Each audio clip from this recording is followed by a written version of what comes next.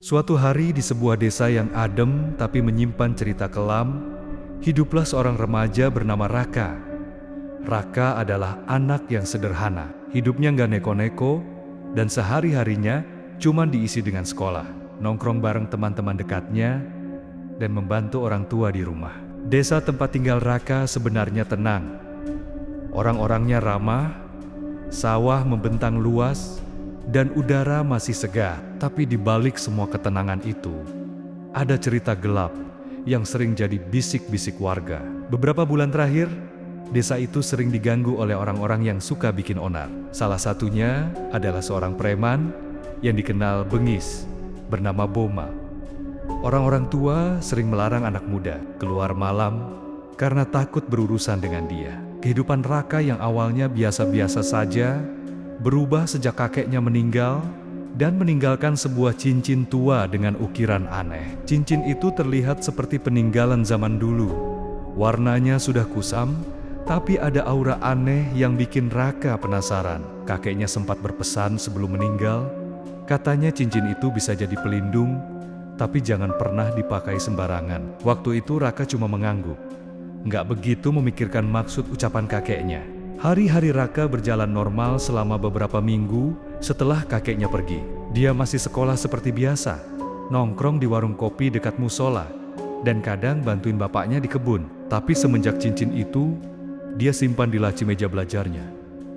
Raka sering ngerasa kayak ada yang aneh. Kadang dia merasa diperhatiin, kadang juga merasa hawa desa makin hari makin gak enak. Apalagi setelah sering dengar kabar tentang Boma yang makin jadi-jadi. Preman itu sering malakin warung, ngeributin anak-anak muda, bahkan berani ngamuk di pasar. Warga desa makin lama makin takut, tapi nggak ada yang berani ngomong. Malam-malam jadi sepi. Orang-orang milih cepat pulang dan ngunci pintu. Raka sendiri awalnya cuek. Dia pikir selama nggak ikut campur, hidupnya bakal aman-aman aja. Tapi entah kenapa, cincin itu bikin dia sering kepikiran. Dia sering memandanginya sambil mikir, kenapa kakeknya sampai segitunya nitipin pesan buat nggak sembarangan pakai cincin itu. Raka adalah tipe remaja yang nggak suka cari ribut, tapi dia juga punya rasa ingin tahu yang besar. Setiap kali dia megang cincin itu, ada sensasi dingin yang merambat ke jarinya. Ukirannya pun aneh, kayak ada tulisan yang nggak dia ngerti. Malam itu, dia duduk di teras sambil ngeliatin cincin itu di bawah sinar bulan. Desanya hening banget, cuma suara jangkrik dan sesekali anjing menggonggong di kejauhan. Tiba-tiba angin malam berhembus agak kenceng, bikin Raka sedikit merinding. Dia jadi keinget pesan kakeknya yang bilang cincin itu punya kekuatan, tapi cuma bereaksi kalau hati pemiliknya nggak tenang. Raka nggak paham maksudnya waktu itu. Yang dia tahu cuma cincin ini punya sejarah yang mungkin gak sembarangan. Dari situlah, sedikit demi sedikit, Raka mulai ngerasa hidupnya kayak lagi dituntun ke arah yang dia sendiri belum ngerti. Sejak itu, banyak hal kecil yang bikin Raka sadar kalau desanya gak lagi sama kayak dulu. Anak-anak kecil jarang main di lapangan, warung-warung tutup lebih awal, dan orang-orang sering ngomongin soal Boma dengan nada pelan kayak takut didengar. Raka yang biasanya santai jadi sering waspada. Suatu sore dia dengar kabar kalau Boma baru saja marah-marah di warung depan jalan besar gara-gara dimintain bayar. Semua orang pada diam aja, nggak ada yang berani menegur. Raka dalam hati kesel. Kenapa desa yang dulu adem sekarang jadi kayak gini? Dia pun iseng bawa cincin itu ke dalam saku setiap kali keluar rumah. Meskipun dia nggak tahu buat apa. Rasa penasaran dan firasat aneh bikin dia ngerasa cincin itu punya peran besar di kehidupannya nanti. Malam itu suasana desa terasa makin mencekam. Raka yang biasanya santai nongkrong di warung kopi dekat musola, malam itu pulang lebih awal karena hawa desa terasa nggak enak. Di tengah jalan, dia lihat dari jauh sosok Boma yang lagi nongkrong sama dua orang temannya di depan pos ronda. Lampu jalan cuma nyala 1-2, jadi bayangan mereka kelihatan panjang di tanah. Raka sebenarnya mau muter balik, tapi kalau dia balik arah, malah makin mencurigakan. Dia pun jalan terus sambil nunduk, berharap nggak dilirik. Tapi sialnya, Boma manggil dia, suaranya berat dan nyolot. Kayak nggak ada rasa takut sama siapapun. "Hei bocah, sini dulu," katanya sambil ngegebuk tiang pos ronda. Raka yang tadinya udah pengen kabur, jadi terpaksa berhenti. Dia coba nyantai, meskipun di dalam hati deg-degan. "Ada apa, Bang?" tanya Raka dengan suara setenang mungkin. Boma mendekat, matanya nyorot tajam kayak lagi naksir mangsa. Teman-temannya ketawa kecil di belakang. "Lu kenal gue?" tanya Boma. Raka ngangguk pelan. "Ya, pernah dengar namanya, Bang." Boma ketawa dingin, lalu nyengir sinis. "Bagus, kalau udah kenal, harusnya lu tahu siapa yang ngatur jalanan di sini." Raka cuma diem, gak mau terpancing. Dalam hatinya, dia ngerasa cincin di sakunya kayak bergetar. Padahal dia belum pakai, cuma dipegang doang. Tapi anehnya, hawa dingin kayak merambat ke tangannya. Boma makin dekat, jaraknya cuma sejengkal dari Raka. Bau asap rokok campur alkohol tercium dari mulutnya, bikin Raka agak mual. "Lu mau aman, bayar uang jaga kampung," kata Boma. Raka melotot kaget, dalam hati bilang, "Hah, bayar? Memangnya ini kampung siapa?" Tapi dia tahan omongannya, cuma nunduk sambil bilang, "Maaf Bang, saya cuma lewat." Boma kesel, tangannya mau nepis pundak Raka dengan kasar. Di momen itu, refleks Raka ngangkat tangan buat nahan. Jarinya yang pakai cincin itu gak sengaja nyentuh kulit Boma. Saat itu juga, sesuatu yang aneh terjadi. Boma tiba-tiba terdiam. Mukanya kaget, matanya melebar, terus tubuhnya kayak nahan napas. Dalam hitungan detik, dia gak gerak sama sekali. Kayak patung di tengah jalan. Teman-temannya yang tadinya ngetawain langsung bengong. Bang Boma." Mereka goyang-goyangin bahunya, tapi gak ada reaksi. Raka yang masih megang cincin itu mundur pelan, jantungnya deg-degan gak karuan. "Ini cincin apaan sih?" batinnya. Dia langsung kabur, ninggalin mereka yang panik sendiri. Raka lari sampai ke rumah, keringat dingin bercucuran.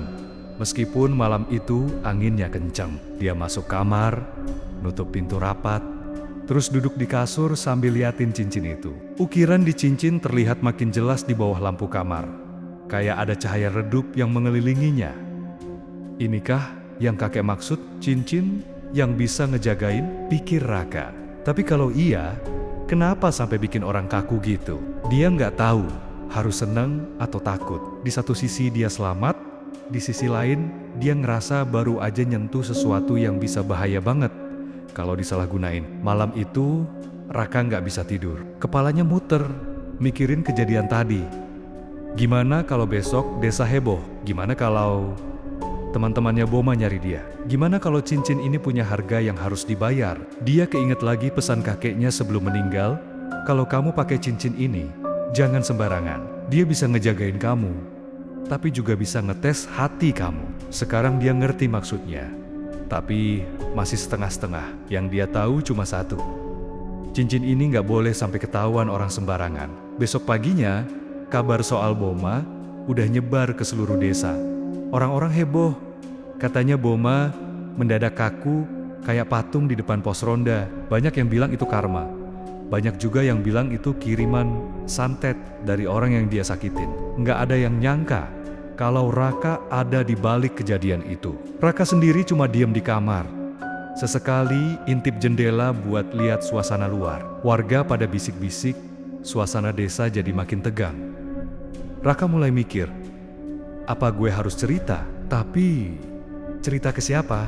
Kalau salah ngomong, gue bisa jadi sasaran. Hari itu juga, Raka mutusin buat nggak keluar rumah dulu. Dia simpen cincin itu di bawah bantal, berharap bisa tidur dan semua jadi biasa aja besok. Tapi jauh di dalam hatinya, dia tahu ini baru permulaan. Cincin itu udah nunjukin sedikit kekuatannya. Dan Raka ngerasa cepat atau lambat, dia bakal dituntun buat milih. Mau pakai kekuatan itu buat jagain orang, atau buat jadi raja jalanan kayak Boma. Sejak kejadian malam itu, Raka jadi lebih sering ngurung diri di kamar. Setiap kali mendengar orang-orang ngobrol di luar soal Boma yang masih kaku kayak patung, dadanya langsung deg-degan. Dia takut kalau tiba-tiba ada yang nuduh dia. Apalagi dua orang teman Boma yang malam itu ada di tempat kejadian, mungkin masih nyari siapa yang bikin bosnya jadi begitu. Raka bolak-balik mandangin cincin itu, ngerasain hawa dingin yang keluar setiap kali dia genggam. Dia ingat pesan kakeknya. Cincin ini cuma bakal bereaksi kalau pemiliknya tersakiti atau terancam. Tapi yang bikin dia bingung, kok bisa sekuat itu sampai bikin orang jadi nggak bisa gerak. Malam-malam dia jadi susah tidur. Kadang kebangun cuma buat ngecek cincin itu masih ada apa enggak. Besoknya, suasana desa makin ramai dengan gosip. Ada yang bilang Boma kena guna-guna, ada yang ngomong itu azab karena dia sering nyusahin orang. Ada juga yang nebak-nebak kalau itu karena dia nyentuh barang keramat yang gak seharusnya. Raka dengar semua omongan itu dari balik jendela kamarnya, cuma bisa geleng-geleng kepala. Dia pengen cerita ke orang tuanya, tapi takut mereka ikut kepikiran. Akhirnya dia cari buku catatan lama yang ditinggalin kakeknya di lemari. Buku itu lusuh, sampulnya udah kekuningan. Dan di dalamnya ada beberapa tulisan tangan yang kayaknya khusus buat pemilik cincin itu. Di situ tertulis, cincin ini bukan buat gagah-gagahan. Dia cuma alat yang bakal nunjukin siapa diri kamu sebenarnya. Kalau kamu punya niat baik, dia bakal jadi pelindung. Tapi kalau kamu punya niat jahat, dia bisa balik nyakitin kamu. Raka baca berulang-ulang, makin bingung sekaligus makin takut. Jadi cincin ini kayak punya kehendak sendiri, atau mungkin jadi alat buat nguji hati orang. Dia jadi keinget sama Boma, orang yang selama ini dikenal bengis dan suka bikin onar. Mungkin itu sebabnya cincin bereaksi waktu dia nyentuhnya. Karena niat Boma waktu itu jelas mau nyakitin. Raka duduk di pinggir kasur sambil mikir, apa dia harus terus simpen cincin ini? Di satu sisi, cincin ini bisa jadi pelindung. Tapi di sisi lain, dia juga ngerasa hidupnya nggak bakal tenang kalau tiap hari dihantui rasa takut kayak gini. Apalagi kalau rahasia ini sampai bocor, bisa-bisa dia jadi incaran banyak orang. Sore itu, dia coba jalan ke belakang rumah, ke kebun kecil peninggalan kakeknya. Di sana masih ada gubuk kecil tempat kakeknya dulu sering duduk sambil ngopi. Raka duduk di situ, sambil ngeliatin langit sore yang mulai merah. Dia ngerasa kayak lagi diawasin, tapi juga kayak lagi dikasih petunjuk.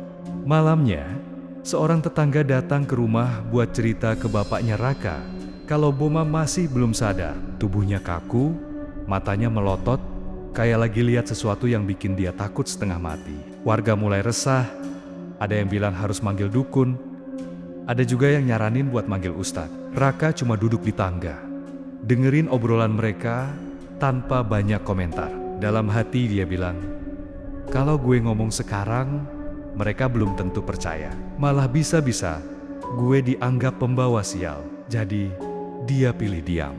Malam itu juga, Raka nulis sesuatu di buku catatan kosong miliknya.